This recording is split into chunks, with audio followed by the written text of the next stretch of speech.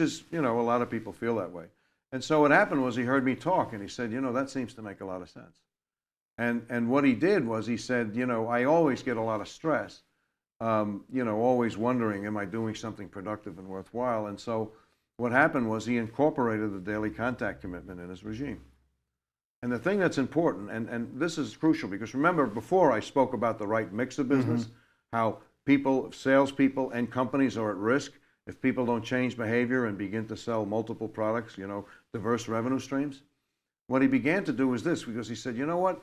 I found it really hard, Joe, to get inspired by outperforming the S&P 500 by 6 basis points. He said, I do get inspired if I could go to a widow or someone got disabled and I could make certain that their life stayed together. He said that really gave him juice. And he drank the Kool-Aid, and then he started doing the daily contact commitment.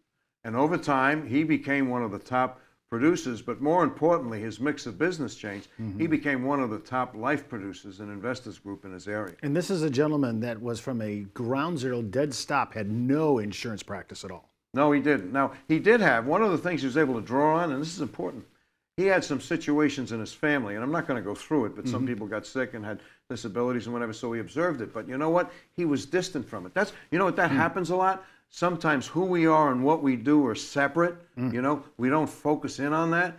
And so even though in his own life, people were experiencing some of the risks and calamities, he never made the connection in terms of his own business.